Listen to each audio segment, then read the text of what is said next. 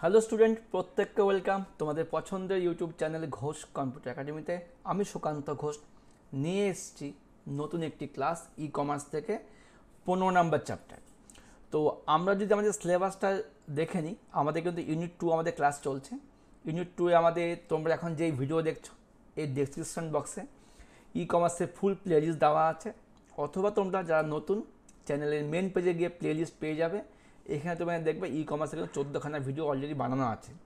এখন যে ক্লাস চলছে এটা মিলে তোমাদের মোট 15খানা ভিডিও হচ্ছে। তো আমরা সিলেবাস থেকে ই কমার্সের দুটো চ্যাপ্টার কমপ্লিট করে নিয়েছি, চ্যাপ্টার 13 এবং চ্যাপ্টার 14। এটা আমাদের 15 নম্বর চ্যাপ্টার। চ্যাপ্টারের নাম কি? ই মার্কেটিং। কী নাম? ই মার্কেটিং।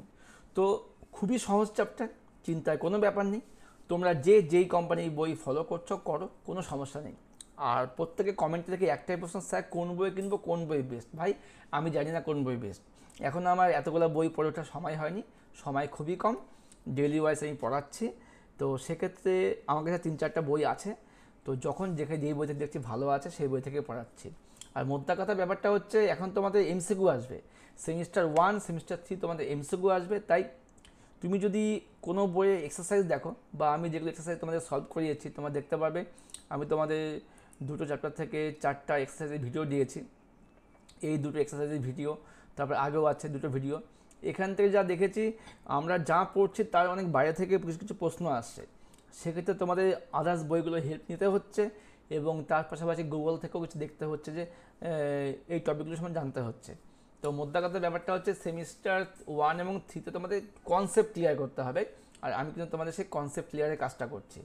একজন লিখেছো, স্যার আপনি যে নোটসগুলো দিচ্ছেন এত বড় বড় নোটস কি মুখস্থ করতে হবে? আমি কি কখনো বলেছি নোটস মুখস্থ করো? কখনো বলিনি। নোটসগুলো দিচ্ছি এই কারণে, আমি আমার বাড়ির বাচ্চাগুলোকে এইভাবে পড়াচ্ছি যে এক নাগারে বই পড়াতে ওদের সমস্যা হচ্ছে। তুমি বই থেকে ইম্পর্টেন্ট পয়েন্টগুলো বসে তোমরা লিখে নাও। ওরা নিজেরাই পড়ছে, নিজেরাই লিখছে। লিখলে কী হচ্ছে, পড়াটা প্র্যাকটিস হয়ে যাচ্ছে। এবার শুধু বই পড়া, তার সঙ্গে যদি একটু লেখালেখি হয় তাতে পড়াটা আরও বেশি মনে থাকে। ওই কারণে নোটসগুলো দেওয়া হচ্ছে। তোমরা তোমরা নোটসগুলো ইগনোর করতে পারো, কোনো সমস্যা নেই। কারণ তোমাদের হাতে তো বই আছেই, তোমরা বই পড়ো। 3-4টা বন্ধু 3 ধরনের বই কিনে নাও, একে অন্যকে বই শেয়ার করো, এইভাবেই করো। আমার কিন্তু বাড়িতে বাচ্চাগুলো সবাই এইভাবেই পড়াশোনা করছে। ওরা মানে গ্রুপে পড়াশোনা করছে, ওরা 3-4টা বই কিনেছে, বিভিন্ন বই থেকে ওরা নিজেরা এমসিকিউ সলভ করছে। তোমরা এইভাবে সলভ করো। তো আরেকটা কথা বলা যাচ্ছে, এখন যেইভাবে এমসিকিউ দিচ্ছি দুটো বই থেকে, পারুল প্রকাশ নেওয়া এবং বিবিকুঞ্জ থেকে দিচ্ছি এমসিকিউ। তো আরও যে বইগুলো আছে সেখান থেকে এমসিকিউ দেবো, তবে আগে সিলেবাসটা শেষ করে নিই। তো এই আমাদের ব্যাপার। আর এবার আসছে, স্যার পাইথন কবে শুরু করবেন? স্যার পাইথন শুরু করুন অবশ্যই। এই ই মার্কেটিং আমাদের শেষ হয়ে গেলে এরপরেটাই আমাদের শুরু হবে পাইথন। তো যাদের মনে হবে যে আমরা ই কমার্স সব জানি, তাদের নিশ্চয়ই ভিডিওগুলো দেখা দরকার নেই, তারা ই কমার্স থেকে সব শিখে গেছো। তো তারা পাইথনের জন্য ওয়েট করো। তো ই কমার্স যাদের দরকার তারা দেখে নেবে। তো আমার মতে সবার সব কিছু দরকার আছে, সব কিছু জানতে হবে। সব জানতা তো আমিও নই, আর কেউ নই। আমিও এখনও পড়াশোনা শিখছি, বিভিন্ন বই পড়ছি, জানছি। তোমরাও জানো, জানার শেষ নেই। ঠিক আছে? তো পাইথন অবশ্যই আসবে, পাইথনের ক্লাসগুলো আসবে। তো আমরা আগে যখন এই প্রথম ভিডিও শুরু করেছিলাম, যারা ভিডিওগুলো প্রথম থেকে ফলো করে তারা অবশ্যই জেনে গেছো, স্যার প্রথমেই বলেছিল যে ই কমার্স দিয়ে আমরা শুরু করছি, পাইথন দিয়ে আমরা শেষ করব। আশা করি তোমাদের পরীক্ষার আগে পুরো সিলেবাসটা কমপ্লিট হবে, যেভাবে সেমিস্টার 1 এবং 2 দিয়ে এসছি। তাই চিন্তার ব্যাপার নেই, চ্যানেলের সঙ্গে থাকো, চ্যানেলও তোমাদের পাশে থাকবে। এবার হচ্ছে আমরা আজকের ক্লাসে আমরা এই বিবিকুণ্ডুর বইটাই আমরা মানে থেকে সাহায্য নেব, যেখানে রাজেন্দ্র গিরি স্যার এবং শুভময় গিরি স্যার আমাদের অনেক হেল্প করেছে বইটা দিয়ে। অনেক ভালো ভালো জিনিস লিখেছে। এনাদের ভাষা খুবই সহজ, নিউ লাইট যেমন সহজ ছিল, এই বইটাও এরকমই সহজ। তো আমরা কনসেপ্ট ক্লিয়ার করবো এই বই থেকে। এই বই থেকে আজকে আমরা দেখব হচ্ছে চ্যাপ্টার নাম্বার 15, নাম হচ্ছে ইন্টারনেট মার্কেটিং। এই ইন্টারনেট মার্কেটিং বলতে আমরা ই কমার্সকেই বুঝছি। ই কমার্সে যে সমস্ত কাজগুলো হচ্ছে সেটারই হচ্ছে জিস্ট হিসাবে এখানে আছে। জিস্ট বলতে আমরা ই মার্কেটিং কেন করব, একটা ব্যবসা করতে গেলে আমাকে তো মার্কেটিং করতে হবে, না ছাড়া ব্যবসা কী করে হবে, সেটা কিন্তু আমরা এখানে দেখে নেব। আচ্ছা, এখান থেকে দেখো কিছু ইন্টারনেট মার্কেটিং বলতে কী বুঝিয়েছে। বর্তমানে আমরা বাজারে না গিয়ে ঘরে বসেই অনেক জিনিসপত্র ই কমার্স সংস্থার কাছ থেকে অনলাইনে শপিংয়ের মাধ্যমে কিনছি, তাই তো? আমরা কোথায় যাচ্ছি বাজারে, বেশিরভাগ ক্ষেত্রে কিন্তু শপিংটা অনলাইনে হয়ে যাচ্ছে। পণ্য বা জিনিসটি পছন্দ না হলে সেটি আবার ফেরত দিতে পারি কিংবা পুনরায় পাঠাতে নির্দেশ দিতে পারি। হয় ব্যাক করছি, না হয় বলছি রিফান্ড দাও, এক্সচেঞ্জ করে দাও। কিন্তু অনলাইন শপিং বলতে কী বোঝায়? তাহলে এই অনলাইন শপিং জিনিসটা কী? অনলাইন শপিং হলো কম্পিউটার, ল্যাপটপ, স্মার্টফোন বা ট্যাব ব্যবহার করে ইন্টারনেটের মাধ্যমে পণ্য বা পরিষেবা কেনার প্রক্রিয়া। তাহলে প্রশ্ন একটাই, অনলাইন শপিং কি? দেখো নোটসও তাই লিখিয়েছি আমি। অনলাইন শপিং হলো, ইহাকে কেন ই শপিং বলা হয়? অনলাইন শপিং হলো কম্পিউটার, ল্যাপটপ, স্মার্টফোন বা ট্যাব ব্যবহার করে ইন্টারনেটের মাধ্যমে পণ্য বা পরিষেবা কেনার প্রক্রিয়া। ঠিক আছে? ইন্টারনেটের সাহায্যে ছাড়া অনলাইন শপিং করা সম্ভব নয়। তার মানে ইন্টারনেট মাস্ট লাগবে অনলাইন শপিং করতে, তাই অনলাইন শপিংকে ই শপিংও বলা হয়। তাহলে অনলাইন শপিংকে কেন ই শপিং বলা হয়? Shopping for shopping, E for internet, মানে ইন্টারনেট লাগবেই অনলাইন শপিং করতে গেলে। এখান থেকে একটা প্রশ্ন, কয়েকটি জনপ্রিয় অনলাইন শপিং প্ল্যাটফর্মের নাম লেখো। অ্যামাজন, ফ্লিপকার্ট, ইবে, মিন্ত্রা, স্ন্যাপডিল, মেশো, শপার স্টপ ইত্যাদি। এই নামগুলো কিন্তু আমরা এই বই থেকেই লিখিয়েছি। দেখো আছে, সুন্দর দেওয়া আছে। কয়েকটি জনপ্রিয় অনলাইন শপিং প্ল্যাটফর্ম হলো অ্যামাজন, ফ্লিপকার্ট, ইবে, মিন্ত্রা, স্ন্যাপডিল, মেশো, tata click, JioMart, shopper stop ইত্যাদি। সবই হচ্ছে অনলাইন শপিং সাইট। অপরপক্ষে ই কমার্স ব্যবসায়ীরা তাদের ব্যবসার উন্নতির জন্য ইন্টারনেটকে ব্যবহার করেই নিজেদের পণ্য বা পরিষেবাগুলি প্রচার করে থাকেন। অবশ্যই যে কোনো কোম্পানি নতুন প্রোডাক্ট নিয়ে আসছে, তাকে তো প্রচার করতেই হবে, তারা কিন্তু ইন্টারনেট ইউজ করছে। এইভাবে ইন্টারনেট ব্যবহার করে বিভিন্ন ডিজিটাল ডিভাইসের মাধ্যমে পণ্য বা পরিষেবাগুলিকে প্রচার করার পদ্ধতিকে বলা হয় ই মার্কেটিং বা ইন্টারনেট মার্কেটিং। এবার প্রশ্ন হচ্ছে, ই কমার্সে ই মার্কেটিং বলতে কী বোঝো? E for internet, internet marketing বলতে কী বোঝো? আমি যদি নোটসটা নাও দেখি তা বানিয়েও বলতে পারবো। বর্তমানে বিভিন্ন digital device, laptop, smartphone, tab use করে বিভিন্ন ব্যবসায়ীরা যখন তাদের ব্যবসার প্রসারকে ইন্টারনেটের মাধ্যমে বৃদ্ধি করছে বা বিভিন্ন অ্যাড দিচ্ছে, তাকে বলা হয় ই মার্কেটিং। দেখো তাই লেখা আছে এখানে, ই কমার্স ব্যবসার উন্নতির জন্য ই কমার্স ব্যবসায়ীরা বিভিন্ন ডিভাইস যেমন কম্পিউটার, ল্যাপটপ, স্মার্টফোন, ট্যাব ইত্যাদি ডিজিটাল ডিভাইসগুলি ব্যবহার করে ইন্টারনেটের সাহায্যে অনলাইনে পণ্য ও পরিষেবা প্রচারের পদ্ধতিকে বলা হয় ই মার্কেটিং বা ইন্টারনেট মার্কেটিং। খুব সহজ ব্যাপার, কোনো মুখস্থর দরকার নেই, খালি জেনে রাখো, শুনে রাখো, মাথায় রেখে দাও, খালি মুখস্থ করতে হবে না। কারণ তোমাদের এমসিকিউ আসবে, মুখস্থ করে কী করবে? কিন্তু তুমি যে জানলে, তুমি যে শিখলে, এই শেখাটাই কিন্তু তোমাদের এমসিকিউতে টিক মারতে অনেক অনেক অনেক হেল্প করবে। ঠিক আছে, এবার দেখে নিই অনলাইন শপিংয়ে প্রস বা অসুবিধাগুলি লেখো। আমাদের জানতে হবে সুবিধা এবং অসুবিধা। দেখো বইও দেওয়া আছে অনলাইন শপিংয়ের সুবিধা কী আর অনলাইন শপিংয়ের অসুবিধা কী। তো আমরা বইতে এই সুবিধা অসুবিধাগুলো অনেক পয়েন্ট করে দেওয়া আছে, যেমন কী আছে, গ্রহণযোগ্যতা বেশি, বিপুল পণ্য সম্ভার, দামে তুলনা করা, ক্রেতার মূল্যবান পর্যালোচনা করা, কেনার জন্য জোর না খাটানো, সময় সাশ্রয়। এইভাবে পয়েন্ট করে দেওয়া আছে। সেই পয়েন্টগুলোকে আমাদের স্টুডেন্টরা অনেক সহজ করে লিখেছে, যেটা তো নিজের ভাষায় লিখেছে। একজন ক্রেতার মনে কী কী সুবিধা আসতে পারে ওটাই কিন্তু তোমাদের এখানে লেখানো হয়েছে। তোমরা এই নোটটাকে ফলো করতে পারো। দেখো কী কী সুবিধা আছে। প্রথমত, অনলাইন শপিংয়ে 24x7, 24/7 ঘন্টা অ্যাক্সেসযোগ্য এবং দোকানে বা বাজারে না গিয়ে শপিং করা যায়। তার মানে অনলাইন শপিং কিন্তু আমার দোকান যেতে হচ্ছে না, যেটা কিন্তু আমাদের 24 ঘন্টা মানে দিন রাত্রি এবং 7 দিনে কিন্তু অ্যাক্সেস করা যায়। এটা সুবিধা, তাই না?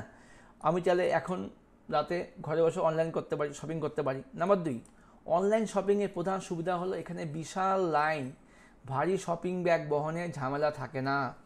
আমি শপিং করতে যাচ্ছি, ব্যাগ বহনের কোনো মানে ঝামেলা নেই। কার্ট মানে সব কিছু আমাকে কার্টে রেখে দিতে হয়, আমাকে বহন করতে হয় না, লাইন দিয়ে বিল দিতে হয় না, সবই অনলাইনে হয়ে যাচ্ছে। নাম্বার 3, অনলাইন শপিংয়ের একটি বড় সুবিধা হলো সময়ের সাশ্রয়। সময় কমে যাচ্ছে, তুমি এটা ঘরে বসে পেয়ে যাচ্ছ। তারপরে কি বলছে, যে কোনো দোকান থেকে ক্রয় করার পরিবর্তে অনলাইন শপিং ক্রয়ে ক্রেতারা অনেক বেশি ছাড় পায়। ভালো জিনিস বলছে, অনলাইন যেহেতু শপিং হচ্ছে আমাদেরকে অনেক কিছু ছাড় দেওয়া হয়, ডিসকাউন্ট দেওয়া হয়, কুপন দেওয়া হয়, কিছু বিভিন্ন লয়ালটি বোনাস দেওয়া হয়। নাম্বার 5, অনলাইন শপিংয়ের সময় একজন ক্রেতা অন্যান্য ক্রেতাদের মূল্যবান পর্যালোচনা বা বিভিন্ন রিভিউগুলি পড়তে পারেন, যাতে সে প্রোডাক্ট সম্বন্ধে জানতে পারেন। তার মানে আমি যদি কোনো শপিং মলে যাই তখন কিন্তু আমি কোনো রিভিউ জানতে পারছি না যে এই জামাটা বা টি শার্টটা আগে কেউ কিনেছে কিনা, তার কেমন লেগেছে পরে। তো যেটা কিন্তু আমরা অনলাইন শপিংয়ে ভালো মতো জানতে পারি। আমরা কিন্তু ওখানে রিভিউ দেখতে পারি, স্টার রেটিং দেখতে পারি, কে কী রিভিউ দিয়েছে, তার কেমন লেগেছে, এটা সুবিধা এটা। নাম্বার 6, অনলাইন শপিংয়ে একজন ক্রেতা স্বাধীনভাবে নিজের পছন্দ মতো পণ্য বা পরিষেবা ক্রয় করতে পারেন, ইচ্ছে মতো করতে পারছে। নাম্বার 7, অনলাইন শপিংয়ের সময় একজন ক্রেতা বিভিন্ন ওয়েবসাইট ব্যবহার করে কোনো একটি নির্দিষ্ট পণ্যের দাম, ছাড়ের পরিমাণ সম্পর্কে তুলনা করেন। তার মানে ব্যাপারটা কী হচ্ছে এখানে, আমি একটা প্রোডাক্ট কিনবো, আমি এসি কিনবো, এসি নিশ্চয়ই আমি নেওয়ার আগে এক দোকান দেখবো না, 3-4টা দোকান দেখবো, যে বেশি ছাড় দেবে, যেখানে সুবিধা বেশি ওখান থেকে কিনবো। একইভাবে অনলাইনে বিভিন্ন সাইটগুলো আছে, যেটা আমরা আগে দেখে নিলাম কী কী আমাদের সাইটগুলো আছে, অ্যামাজন, ফ্লিপকার্ট, ইবে। তো আমরা কী করি, এসি নেওয়ার আগে একবার দেখে নিই অ্যামাজনে এই এসিটার দাম কত, ফ্লিপকার্টের দাম কত, ইবেতে দাম কত, মিন্ত্রায় দাম কত। এবার দেখি কে কোন অফার দিচ্ছে, কে ডেবিট কার্ড অফার দিচ্ছে, কে ক্রেডিট কার্ড অফার দিচ্ছে, অফার দেখে নিয়ে তারপরে আমি কিন্তু তুল্য মূল্য বিচার করে কিনবো। ঠিক আছে, আমরা সবাই এইভাবেই কিনি, আমি অন্তত এইভাবে কিনি। আচ্ছা, চলে এসেছি এবার 8 নাম্বার। অনলাইন শপিংয়ে বাড়িতে বসেই আমাদের প্রয়োজনীয় পণ্যটি আমরা অর্ডার করতে পারি, এটাও সুবিধা। নাম্বার 9, বর্তমানে উন্নত লজিস্টিক ব্যবস্থা খুব দ্রুত পণ্যটি ডেলিভারি প্রদান করে, মানে এত ভালো যে ফাস্ট কুরিয়ার সার্ভিস হয়ে গেছে, তাতে করে আমরা খুব দ্রুত পণ্যটা পেয়ে যাচ্ছি। নাম্বার 10, এখানে প্রচুর পণ্য সম্ভার একটি ক্লিকেই মোবাইল বা ল্যাপটপে হাজির হয়ে যায়। নাম্বার 11 কী বলেছে, অনলাইন শপিংয়ে বিদেশি পণ্য কেনার অ্যাক্সেস দেয়, মানে আমি ঘরে বসেই বাইরের দেশের পণ্য কিন্তু কিনতে পারছি, যেটার জন্য আমাকে না লাগছে পাসপোর্ট, না লাগছে ভিসা, সব কিছু বাড়িতে বসে এক ক্লিকেই কাজটা হয়ে যাচ্ছে। তো এগুলো ছিল হচ্ছে আমাদের অনলাইন শপিংয়ের সুবিধা, যাকে আবার শর্টকাটে বলা হয় প্রস বা অ্যাডভান্টেজ অফ অনলাইন শপিং। এবার দেখে নেব যার আছে সুবিধা তার অসুবিধা থাকতেই হবে। বিজ্ঞানের আশীর্বাদ আছে, অভিশাপ আছে। তো অনলাইন শপিংয়ের সুবিধা আছে, অসুবিধা আছে। অসুবিধাগুলো নিজেরা ভাবো, যেগুলো সুবিধা এগুলো কী কী আবার অসুবিধা হতে পারে।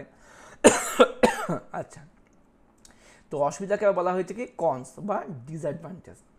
আমরা যদি বইয়ের পয়েন্টগুলো খেয়াল করে দেখি, ব্যক্তিগত স্পর্শের অভাব, আমি ছুঁয়ে দেখতে পাচ্ছি না মালটা কীরকম আসবে।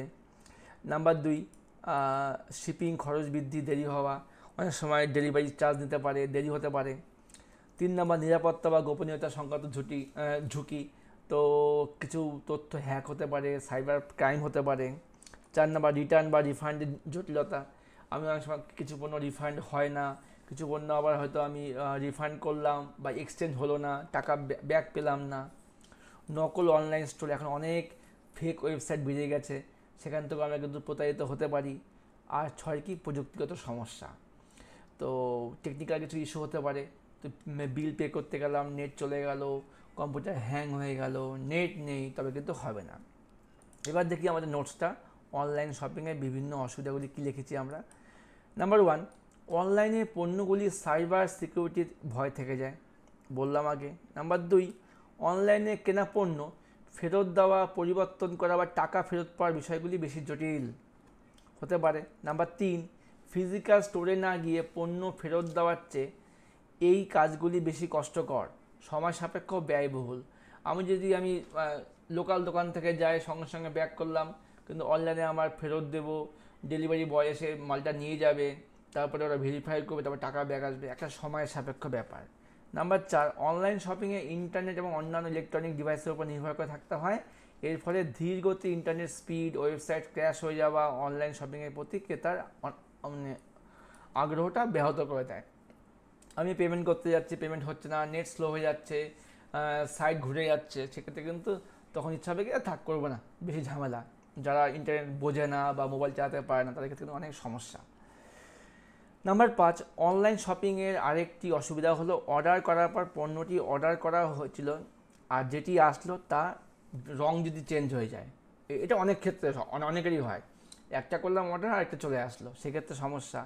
নাম্বার 6, সাধারণ দোকান থেকে পণ্য কিনলে আমরা যেমন তৎক্ষণাৎ সেটা হাতে পাই, অনলাইনে পেতে দেরি হয়, মানে কুরিয়ার দেরি করতে পারে। আচ্ছা, আবার অনেক সময় প্যাকেটগুলো ছিঁড়ে যেতে পারে, একটা এমন সমস্যা হয়ে থাকে। নাম্বার 7, আমাদের পছন্দের পণ্যটি ক্রয় করার সময় অনেক ক্ষেত্রে দেখা যায় এমন অতিরিক্ত শিপিং চার্জ কিছু যোগ করে দিয়েছে, ফলে দামটা বেড়ে যাচ্ছে। আচ্ছা, এখন যেমন ফ্লিপকার্টে একটা সামান্য 3 টাকা বা 1 টাকা একটা ওরা সার্ভিস চার্জ লাগিয়ে দিচ্ছে, এগুলো ছিল না। অনলাইনে অনেক ক্ষেত্রে জাল দোকান থেকে মাল চলে আসতে পারে, মানে ফ্রড হতে পারে, কিছু নকল ওয়েবসাইট থাকে যেগুলো ফ্রড করতে পারে আমাদেরকে। নাম্বার 9 কি, অনলাইন শপিংয়ের মাধ্যমে সামাজিক যোগাযোগ কমে যায়। সামাজিক যোগাযোগ বলতে কি, যেটা আমরা পাড়ার দোকান থেকে কিনতাম বা আমি আমার টাউন থেকে কিনতাম, একটা ভালো সম্পর্ক হতো, সামাজিক একটা যোগাযোগ থাকতো। আর এক্ষেত্রে কী হচ্ছে, অনলাইনে হওয়াতে না যাচ্ছি আমি আমার লোকাল দোকানে, না আমাকে কেউ চিনছে, অনলাইন থেকে আমার সব ডিল হয়ে যাচ্ছে। এই কিন্তু একটা বড় সমস্যা। তোমরা দেখবে পুজোর সময় কি হয়, যত বড় বড় পুজো হয় চাঁদা কিন্তু দেয় আমাদের এই লোকাল দোকানদাররাই। অনলাইন থেকে আমরা যে শপিং করছি, অনলাইন থেকে কিন্তু কোনো চাঁদা পাওয়া যায় না। তাহলে ব্যাপারটা কী হচ্ছে, আমাদের কিন্তু সামাজিক কিন্তু একটা দায়বদ্ধতা থেকে আমরা কিন্তু এড়িয়ে যাচ্ছি। কিন্তু সমাজে যাদেরকে নিয়ে চলতে হবে, আমরা কিন্তু আমাদের লাভ, বিভিন্ন সুবিধার দিকে তাকে কিন্তু আমরা সেখানে যাচ্ছি না। এই করে কিন্তু আমাদের অসুবিধাগুলো তৈরি হচ্ছে। তো আজকের ক্লাসটা এটুকুই থাকছে।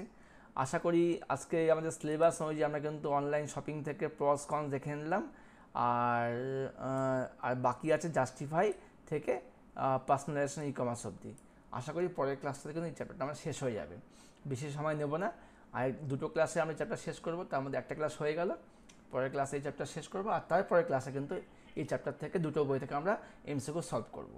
তারপরে চলে আসবে পাইথনের ক্লাস। ঠিক আছে, তো ভিডিও কেমন লাগলো অবশ্যই জানিও, তোমাদের লাইক এবং কমেন্টে আসা থাকবো। দেখা হচ্ছে পরবর্তী ক্লাস নিয়ে, বাই।